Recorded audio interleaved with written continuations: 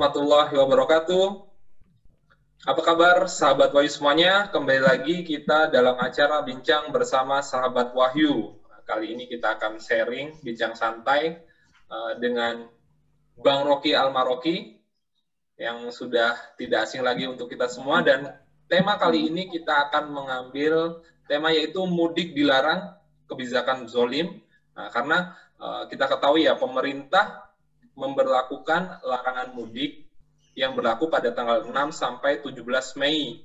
Namun tidak hanya itu, sebelumnya pun kita lihat penyekatan itu sudah dilakukan hampir di kurang lebih 313 titik penyekatan di seluruh Indonesia. Bayangkan, kita lihat rakyat yang mau pulang kampung ini disekat dari semua sisi gitu, baik itu jalan utama maupun jalan-jalan menuju daerah yang lainnya. Nah, namun ada sesuatu yang kita ingin sampaikan bahwa tahun lalu itu Kementerian Perhubungan itu memberangkatkan atau memperbolehkan pemudik dan justru difasilitasi gitu. Di liputan6.com tanggal 21 Desember tahun lalu kita lihat bahwa Kemenhub berangkatkan 2.120 pemudik gratis dan disabilitas di Terminal Pulau Gadung. Kemudian yang lebih mau kita sampaikan juga terkait adanya pilkada. Di sindonews.com tanggal 7 Desember 2020 itu penumpang kapal mudik pilkada itu over kapasitas di di Konawe, kepulauan di Kabupaten Konawe.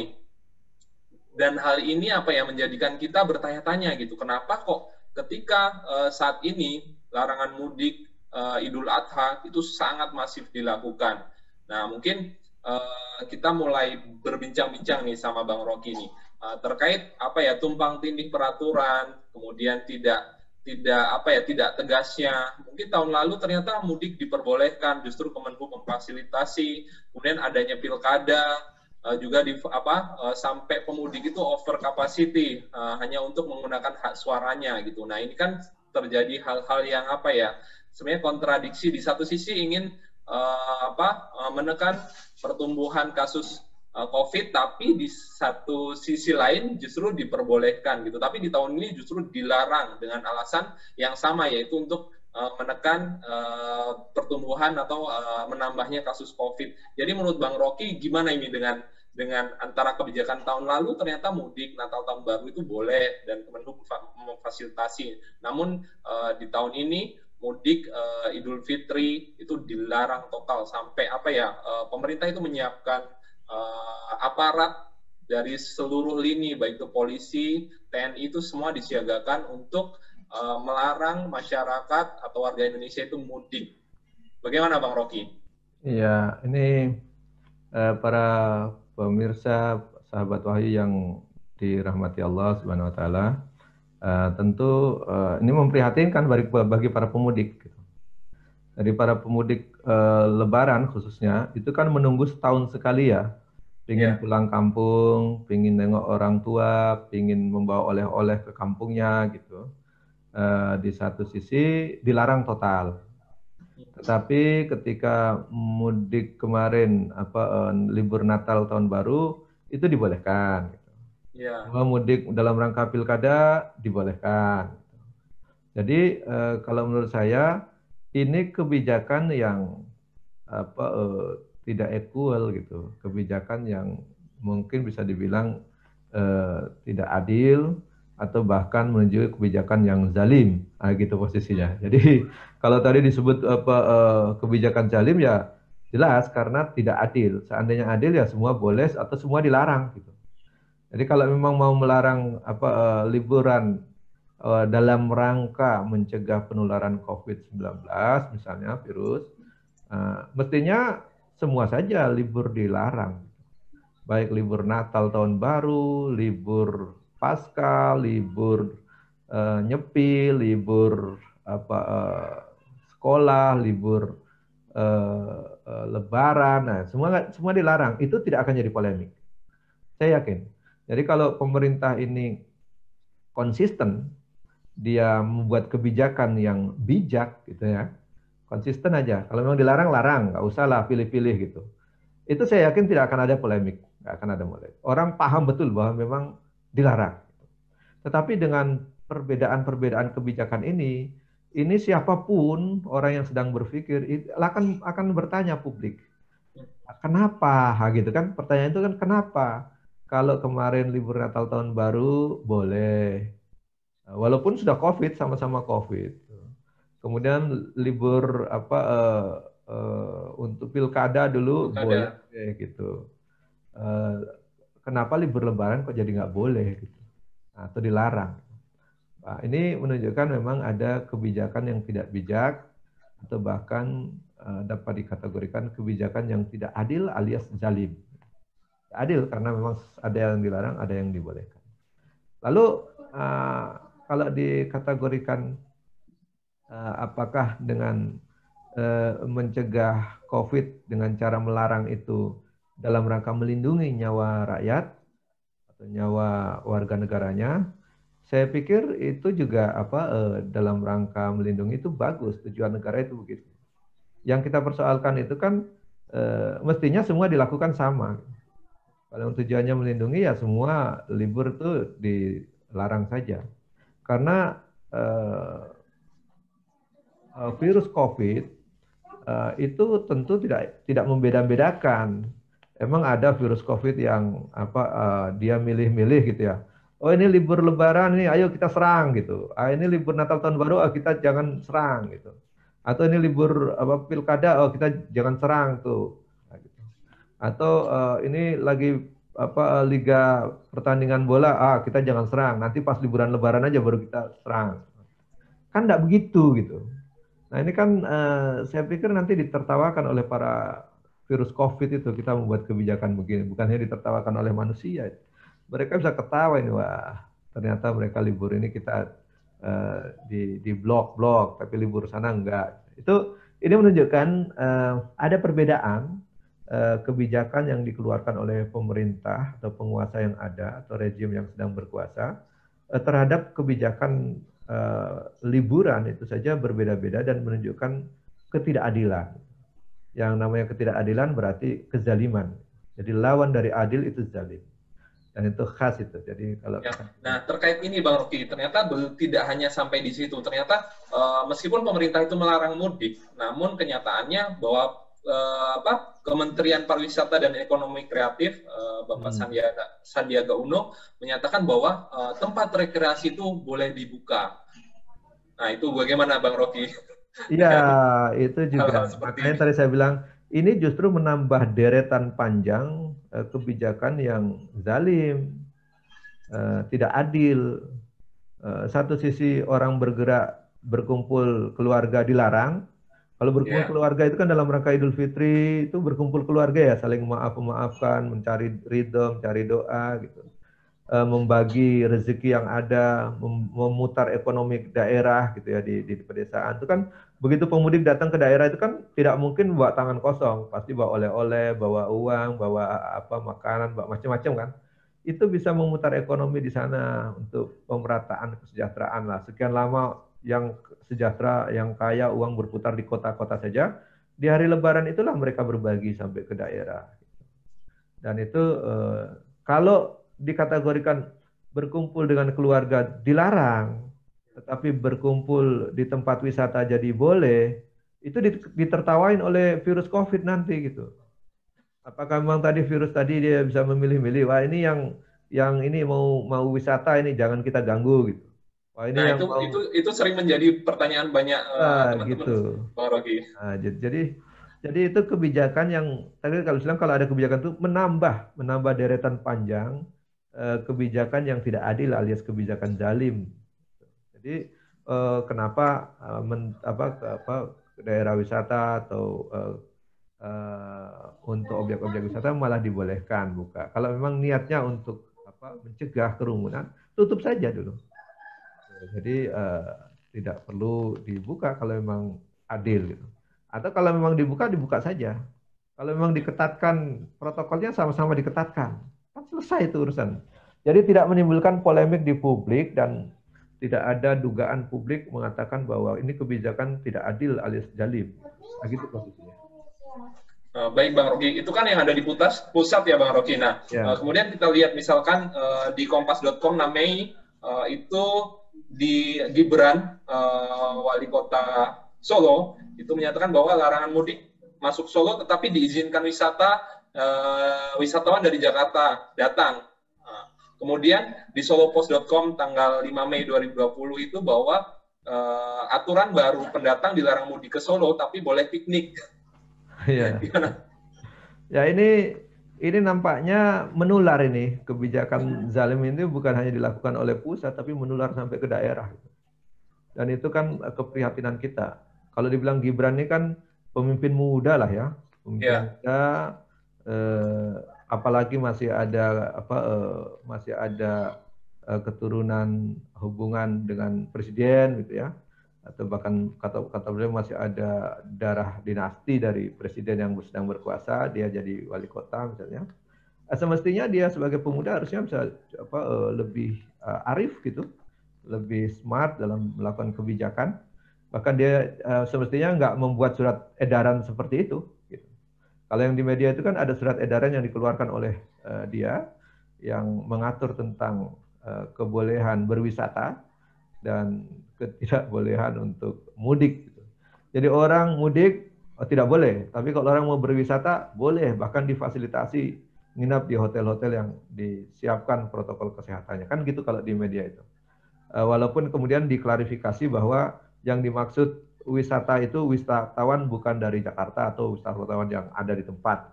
Sama ya, saja karena di Solo juga itu kan daerah ada virus juga di sana. ya, Apakah virus itu membedakan ini yang diserang ini penduduk lokal saja atau yang harus yang dari luar kan enggak juga. Sepanjang ada di situ penularan bisa terjadi. Nah, kenapa kalau wisatawan itu didorong, tetapi kalau para pemudik itu dilarang? Itu persoalan. Jadi ini ambigu gitu, ambigu bahkan tadi kalau saya bilang bukan hanya ambigu, bahkan bisa jadi tidak adil itu. Bahkan karena tidak adil, ya stempelnya jadi zalim gitu statusnya. Jadi sayang disayangkan pemimpin muda sudah belajar zalim itu, membuat kebijakan yang tidak adil. Ya kalau dia mau larang, wisatawan dilarang, mau mudik dilarang, selesai itu. Adil itu. Atau sebaliknya, pemudik dibolehkan, wisatawan dibolehkan. Adil. Nah, ini kalau udah begini kan tidak adil jadinya. Udah belajar ya. zalim itu namanya. Gitu. Ya, karena kita ketahui Bang Rocky bahwa di kompas.com itu 2 dari 85 WNA Cina yang masuk ke Indonesia itu positif COVID. Kemudian Wah, yang lain lagi ada pernyataan di tribunnews.com, Ketua MPR RI Bambang Susatyo alias Bamsud itu meminta pemerintah memberikan penjelasan terkait masuknya 153 warga negara asal Cina ke Indonesia melalui Terminal 3 Bandara Internasional Soekarno-Hatta pada hari Sabtu 23 Januari. Nah, mendorong pemerintah segera menjelaskan hal tersebut. Jadi, Ketua MPR RI ini minta penjelasan gitu terkait konsistensi pemerintah dalam menjalankan aturan terkait larangan warga negara asing masuk ke Indonesia, Bang Rocky. ya itu yang tadi saya jelaskan tadi ya. Ini kan kebijakan itu tidak bijak. Gitu. Di satu sisi kita ingin virus COVID cepat selesai dituntaskan. Gitu. Di Ya, satu sisi kenapa justru tadi ya wisatawan ataupun tenaga kerja asing lah, apalagi tenaga kerja asing ini. Memang kita kekurangan tenaga kerja di Indonesia ini gitu. Pengangguran banyak kok mau manggil tenaga kerja asing dari sana. Apalagi tenaga kerja itu berasal dari daerah yang menularkan bersumber virus ini gitu. Ini kan sama dengan kita memanggil ini ya, virus datang lagi, kita kayaknya masih kurang virusnya ini kan gitu bahasanya. Jadi walaupun dengan alasan mereka dilakukan protokol kesehatan, dicek. Faktanya tadi kan Ketua MPR yang ngomong bahwa harus ternyata ada yang lolos kena ya, terpapar virus.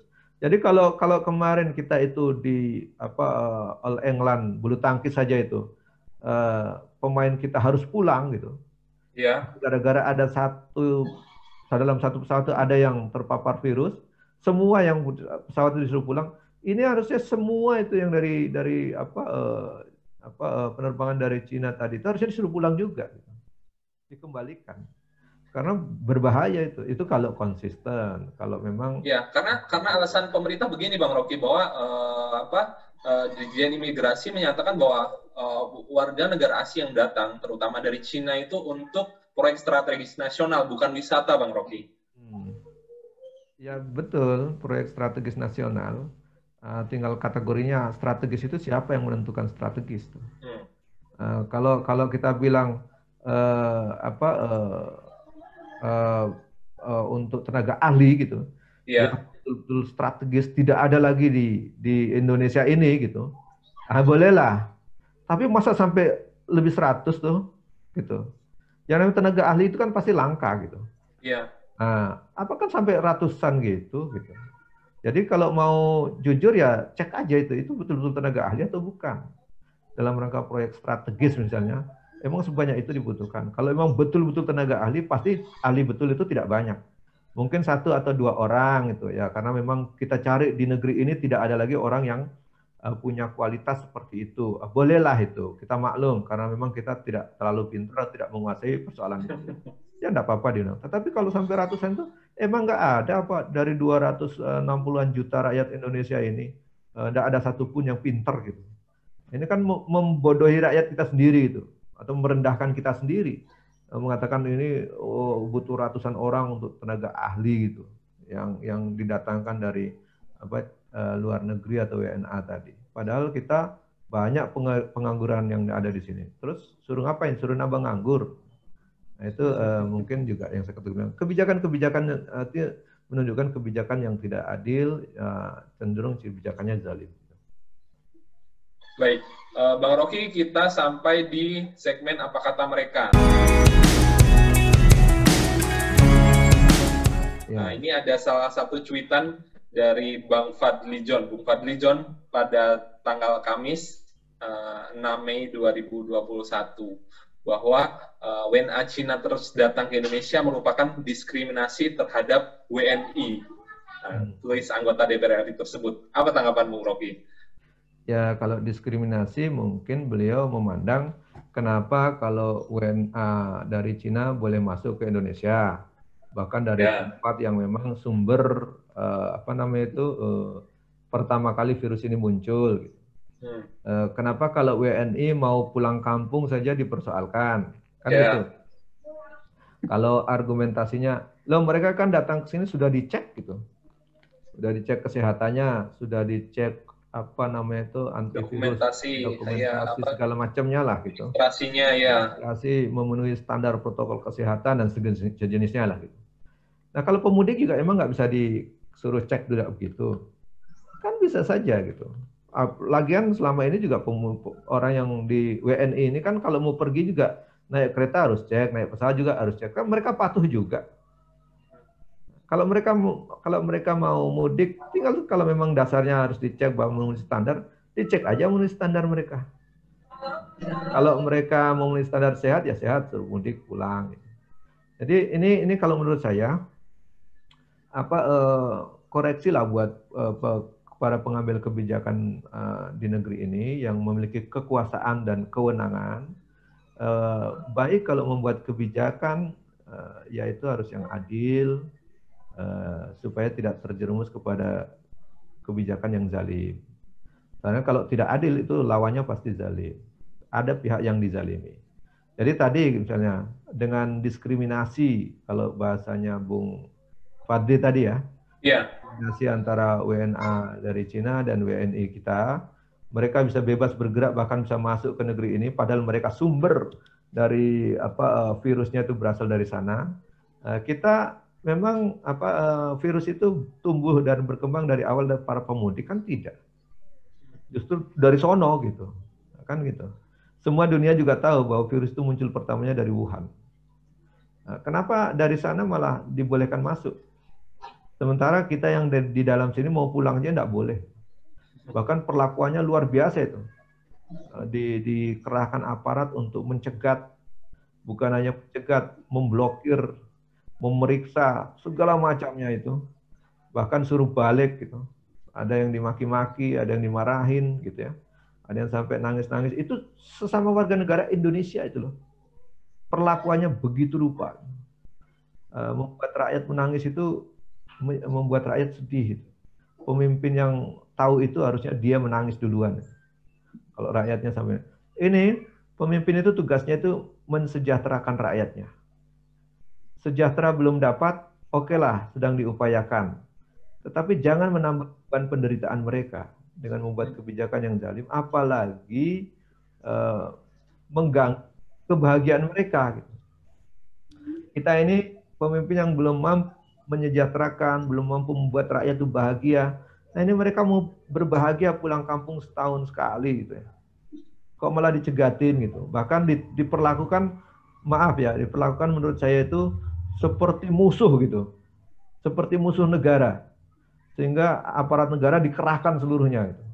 Baik tentara, polisi, Satpol PP, ada dari dinas perhubungan, macam-macam itu. Dari tim COVID-nya gitu. Dikerahkan, entah berapa biaya yang dipakai itu untuk mengerahkan aparat itu. Berapa uang rakyat yang harus dikeluarkan. Dan ujung-ujungnya menyusahkan rakyatnya sendiri yang mudik. Ini kan kebijakan yang ya aneh gitu. Aneh bin ajaib. Dan perlakuannya menurut saya itu berlebihan lah. Jadi kalau belum mampu mensejahterakan rakyat, belum mampu membuat rakyat bahagia, minimal tidak mempersulit rakyat atau bahkan membuat mereka menangis atau menderita. Minimal itu. Jadi jangan menambah kebijakan yang zalim. Itu Bung Wahyu. Baik Bung Rocky. Nah terkait tadi ada statement menyatakan misalkan kayak seperti Bang Fadlion bahwa ini diskriminasi gitu terhadap WNI. Nah apakah ada indikasi diskriminasi juga terkait kita ketahui misalkan tahun lalu Natal dan Tahun Baru tidak dilarang, kemudian tahun ini umat Islam ingin merayakan Lebaran, Idul Fitri gitu kan, dan itu dilarang. Apakah ada indikasi diskriminasi terkait hari besar keagamaan, Bang Rocky? Ya, kalau faktanya begitu, publik tentu punya penilaian sendiri. Gitu. Jadi di benak publik mungkin tidak sampai keluar mengatakan ini kok diskriminasi, ada liburan Natal Tahun Baru boleh gitu, bahkan difasilitasi tadi oleh pemerintah, bukan sekedar boleh. Kemenhub tadi memberangkatkan armada gratisnya gitu ya, difasilitasi. Kalau sekarang kok malah tidak boleh begitu Lebaran. Nah, tentu publik punya penilaian sendiri ini kenapa begitu. Akhirnya bisa dikait-kaitkan loh, apalagi sekarang banyak ulama yang dikriminalisasi, ajaran Islam yang dipersoalkan. Nanti publik punya pemikiran sendiri, kesimpulan sendiri bahwa oh ini berarti rezim ini memang sedang tidak suka dengan Islam sehingga sampai Lebaran pun dilarang gitu, sampai orang mau pulang kampung pun dipersoalkan. Jadi ini persepsi publik yang seperti ini harusnya dicegah, dihindari. Dengan cara apa? Membuat kebijakan yang equal, yang sebanding ataupun yang seimbang, yang normal. Jadi kesan bahwa adanya diskriminasi antara WNI, WNA tadi ada gitu, nampak gitu ya. Sekarang kesan antara diskriminasi antar hari agama, umat beragama nampak juga nampaknya gitu. Nah itu yang sangat disesalkan. Ini kan namanya bisa menjadi diskriminasi terhadap para pemeluk agama di Republik ini. Satu yang lain ketika mau merayakan dibolehkan, satu yang lain ketika mau merayakan dihalang-halangi atau dilarang. Nah ini sebenarnya harus betul-betul kalau mau membuat kebijakan itu pemerintah harusnya melakukan pertimbangan yang matang betul. Jangan sampai melukai hati rakyat atau melukai hati umat beragama yang satu atau yang lain. Ini harusnya dipertimbangkan betul. Kalau sudah seperti ini ya sulit kita menjelaskan kepada publik bahwa ini dalam rangka melindungi rakyat supaya tidak terpapar COVID. Nah faktanya tadi, kenapa kalau mau melindungi betul, kenapa yang sana boleh, yang ini tidak? Kan gitu jadi ya pertanyaan publik itu. Kalau betul-betul mau mencegah, melindungi supaya semua rakyat tidak terpapar, libur sana kok boleh, libur kita kok nggak boleh? Kan gitu bahasanya. Yeah. Lebaran sana boleh, lebaran kita nggak boleh. Misalnya. Sana boleh datang, kita nggak boleh pergi, nggak boleh pulang. Ini semua pertanyaan-pertanyaan publik yang harusnya tidak perlu keluar kalau kebijakan yang dilakukan itu kebijakan yang adil, kebijakan yang equal, yang betul-betul tidak membeda-bedakan dan bahkan tidak terkena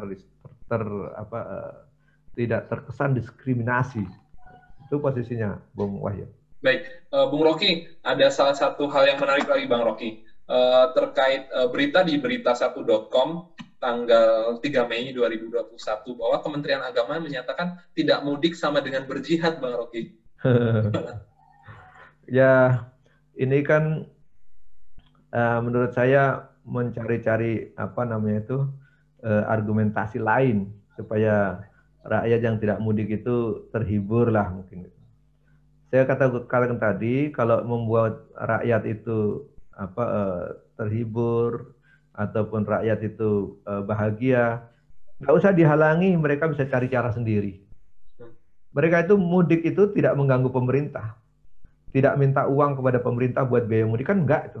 Enggak, mereka rakyat ini mau mudik mencari uang sendiri, mau belanja sendiri, mau pulang sendiri, kan gitu. Ya, jadi tidak minta uang kepada pemerintah, tidak memaksa pemerintah membayarin transportasi, kan enggak. Mereka mau pulang sendiri dengan cara sendiri, gitu, ingin berbahagia. Nah, tinggal difasilitasi, tinggal diatur supaya kalau supaya ingin mencegah COVID, ya diatur bagaimana protokol kesehatannya. Itu seharusnya yang dilakukan pemerintah, fokus di situ. Memeriksa mereka semua, yang sehat dikumpulkan, yang sakit dipilah. Nah, ini kan tidak dilakukan. Kalau tadi orang yang datang dari tenaga kerja asing dari Cina bisa masuk dengan alasan, oh mereka sudah dicek kesehatannya. Yeah. Kenapa pemudik tidak kalian cek kesehatannya gitu? Sehingga mereka boleh mudik gitu. Itu yang terbang jauh dari sana boleh masuk kok, yang mau mudik pulang lewat darat aja kalian larang. Nah, itu persoalan besar di benak publik, itu sulit dihindari kalau yang begitu-begitu. Jadi kesan bahwa ada diskriminasi antara WNA, WNI gitu ya. Ada diskriminasi antar umat beragama, sana boleh merayakan, kita dilarang. Itu muncul tuh karena kebijakan-kebijakan begini yang tidak dipertimbangkan dengan matang dan cermat menurut saya. Bahkan lahirlah kebijakan yang tidak adil tadi, akhirnya zalim. Nah, kalau udah begini kita susah menjelaskan kepada publik. Kenapa? Mau dijelaskan, mau dihibur seperti apa misalnya? Mau dibilang bahwa oh itu mudik sama dengan jihad, sama dengan mendapatkan malam Lailatul Qadar. Apapun kalian ngomong gitu, kebijakan kalian itu zalim, tidak adil. Jadi publik itu akhirnya tahu, alah itu ngomongnya hanya untuk ya kamuflase atau live serve, ataupun tidak hanya untuk menghibur rakyat lah, tidak benar-benar tulus untuk menyelesaikan persoalannya. Nah, ini menurut saya tidak ingin mengomentari dari konteks keagamaan, tentu kajiannya panjang itu, mengatakan bahwa mudik dengan pahalanya jihad itu, tidak mudik itu kajiannya panjang dan sangat besar konsekuensi dari segi hukum keagamaannya itu. Karena begitu salah berarti menyebarkan kebohongan dalam konteks hukum agama dan dosa pasti itu. Jadi bukan akan dituntut dengan undang-undang ITE, tidak. Karena kan tidak mungkin dituntut dengan itu. Karena apalagi dari pihak yang sedang berkuasa saat ini kan nggak mungkin menuntut diri sendiri. Tetapi di hadapan Allah nanti akan berat itu, mengatakan sesuatu yang sebenarnya tidak persis seperti itu. Nah, itu mungkin perlu kita ingatkan juga. Jangan sembarangan atau secara menyampaikan pernyataan-pernyataan yang butuh kajian lebih dalam. Dan tentu apalagi kalau soal urusan agama ini kan berat. Orang ini kan urusan agama itu melakukan itu karena memang dorongan iman dan dorongan niat karena ingin beramal untuk ridho Allah, pahala dari Allah, dan ujungnya ingin mendapatkan balasan dari Allah untuk meraih surga. Itu di otak-atik, diganggu atau dibuat pernyataan yang berbeda, itu tentu akan menimbulkan efek yang besar, bukan hanya di dunia tapi sampai di akhirat. Nah, saya pikir itu yang harus kita ingatkan. Hati-hatilah membuat pernyataan, apalagi di saat susah gitu. Nanti malah didoakan aneh-aneh gitu dari rakyat, malah susah lagi jadi yang susah itu biasanya kalau orang yang melakukan kezaliman. Ini untuk seluruh rakyat dan seluruh penguasa kita ya, mungkin perlu kita sampaikan bahwa kalau orang zalim itu biasanya hidup mungkin dia bergelimang harta, mungkin dia cukup, tetapi jalan menuju kematiannya itu tidak mudah. Baru jalan menuju kematian tidak mudah. Mungkin harus sakit dulu, mungkin harus tersiksa dulu gitu. Sekedar menuju kematian saja sudah sulit. Apalagi ketika mati dan pasca kematian menghadapi berbagai pertanyaan yang dulu pernah dia perbuat atau membuat kebijakan, itu akan panjang. Karena penguasa itu bisa saja potensi berbuat kebaikan itu besar, tetapi berbuat kezaliman juga langsung besar.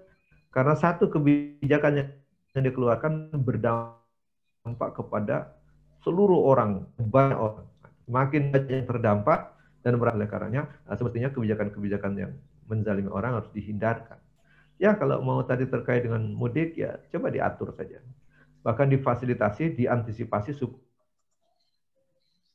minim sekali terjadinya terjadinya penularan COVID tadi kalau memang niatnya ingin melindungi. Bagaimana caranya? Nah itu periksa dulu, tes dulu semua, yang sakit ditahan dulu, yang sehat boleh berangkat, kan gitu posisinya. Nah itu yang dikategorikan. Kalau dari luar negeri dari Wuhan Cina saja itu boleh masuk dengan alasan sudah dites. Kenapa pemudik yang sekedar pulang kampung saja? Kenapa tidak harus dites kemudian dibolehkan pulang? Gitu kira-kira supaya adil lah gitu. Baik Bang Rocky. Nah ini mungkin pertanyaan terakhir ya Bang Rocky. Sebenarnya bagaimana pandangan Islam terkait menyikapi fenomena mudik Lebaran seperti ini? Ya. Dikaji dari sisi Islam itu Bang Rocky. Ya kalau dalam Islam melakukan silaturahim, berkunjung dari yang muda ke yang tua, bermaaf-maafan, memohon maaf, saling berbagi, saling memberi di hari Lebaran. Itu semua ajaran Islam yang mulia. Nah, oleh karenanya itu yang mestinya negara memfasilitasi supaya jalan dengan baik gitu ya. Jangan sampai malah dilarang. Ini kan ibaratnya rakyat itu mau berbuat baik dengan caranya sendiri. Ada yang pergi mau minta maaf mungkin karena pernah salah gitu dengan orang tuanya, atau ingin berbagi bahagia dengan orang tuanya karena selama bekerja sudah dapat bisa ada yang dibeli untuk berbagi harta, berbagi kebahagiaan. Nah ini yang harusnya difasilitasi, dibantu supaya tidak terjadi penularan COVID. Nah kalau dalam Islam ini semua ajaran yang baik. Berbuat baik kepada orang tua itu memang diperintahkan, berbuat baik kepada tetangga diperintahkan, bahkan pertaruhannya kan iman itu. Jadi orang yang buruk dengan tetangganya itu imannya dipersoalkan. Jadi ada pertaruhannya sampai ke iman kalau sampai tetangga. Jadi berbuat baik ke orang tua, ke tetangga, kepada masyarakat yang lain itu perintah Islam. Jadi Islam menyuruhnya itu. Makanya Islam dibilang rahmatan lil alamin. Tidak ada Islam itu mengajarkan teroris, kekerasan, tidak ada. Teroris itu sumbernya bukan dari Islam, bukan ajaran Islam. Tapi justru yang dituding umat Islam. Sama dengan Lebaran begini, kita bukan membawa sumber virus, umat Islam ini bukan sebagai sumber virusnya, tapi yang dituding malah kita dipojokkan ketika mau Lebaran dilarang. Alasannya supaya tidak terjadi penyebaran. Ini juga tidak boleh. Nah Islam memberikan dorongan itu supaya di hari Lebaran itu orang saling memberi, saling berbagi, bisa saling membahagiakan dengan yang lain. Gitu. Nah, sehingga itu yang jangan dicegah, jangan dilarang atau jangan dihambat. Nah, kemudian dalam Islam juga mengunjungi orang tua, meminta doa, meminta barokah darinya, itu dianjurkan, bahkan diperintahkan. Nah, Islam dalam konteks mudik seperti itu memang diperintahkan untuk berbuat baik. Oleh karena saya pikir dorongan berbuat baik itu mestinya difasilitasi, bukan justru dihalangi gitu, atau bahkan sampai dilarang seperti itu. Toh mereka itu mau mudik tidak pakai uang kita gitu ya, juga tidak ngutangin kita atau ngutang kepada kita, membebani kita juga tidak. Apa salahnya kita memfasilitasi? Kalau perlu dengan biaya yang sama untuk mengerahkan pasukan, mengerahkan aparat seperti sekarang untuk mencegat, dikerahkan dengan biaya yang sama untuk memfasilitasi dan melindungi rakyat ini supaya tercegah dari penularan corona. Kan gitu harusnya. Jadi dengan biaya energi yang sama, paradigmanya bisa berbeda. Satu itu untuk memperlancar, mendukung, mencegah, diperiksa, diantisipasi, diobati kalau ada. Yang satu malah cukup menghalangi. Gitu. Nah, ini paradigmanya berbeda. Jadi ada satu paradigma yang melayani, satu paradigma yang ingin merintangi, gitu, menghalangi. Nah, ini harusnya diubah supaya tidak terjerumus kepada kebijakan yang zalim. Justru terjerumusnya kita kepada kebijakan yang adil. Saya pikir ini yang mungkin dapat saya sampaikan. Terima kasih. Assalamualaikum warahmatullahi wabarakatuh. Waalaikumsalam warahmatullahi wabarakatuh. Baiklah, sahabat Wahyu semuanya, itu tadi bincang-bincang santai saya bersama Bang Rocky Al-Maroki. Mudah-mudahan ya menambah menambah keinginan kita untuk mengkaji lebih baik lagi gitu. Kita juga memberikan saran ataupun kritik kepada pemerintah bukan karena kita benci, tapi karena kita sayang gitu kan. Justru harusnya memang pemerintah yang mengayomi rakyatnya gitu, di mana memang keadilan itu dibutuhkan untuk seluruh rakyat, bukan hanya segelintir orang saja gitu. Nah, terkait larangan mudik ini mudah-mudahan pemerintah bisa lebih bijaksana lagi untuk memperlakukan kebijakan-kebijakan agar masyarakat tidak menilai bahwa kok sesuatunya semuanya serba tidak adil gitu. Di mana di satu sisi boleh mudik, di sisi lain tidak boleh mudik, di mana pada event tertentu diadakan dan terjadi kerumunan, tapi di satu sisi pihak lain melakukan tidak boleh, itu kan dikriminalisasi. Nah, itu yang tidak ingin kita terjadi di Indonesia gitu. Nah, mudah-mudahan tema kali ini terkait mudik dilarang, kebijakan zolim, nah, ini bisa sahabat Wahyu nikmati, nantinya bisa ditonton ulang di Jakarta Kolbu Dakwah. Nah, untuk itu saya ucapkan terima kasih kepada Pak Rocky Al-Maroki atas kehadirannya, atas kesediaan waktunya, bincang-bincang bersama saya, dan saya ucapkan juga terima kasih kepada sahabat Wahyu yang sudah menyimak acara ini dari awal hingga akhir. Kita berjumpa lagi di episode selanjutnya. Saya akhiri. Assalamualaikum warahmatullahi wabarakatuh. Assalamualaikum.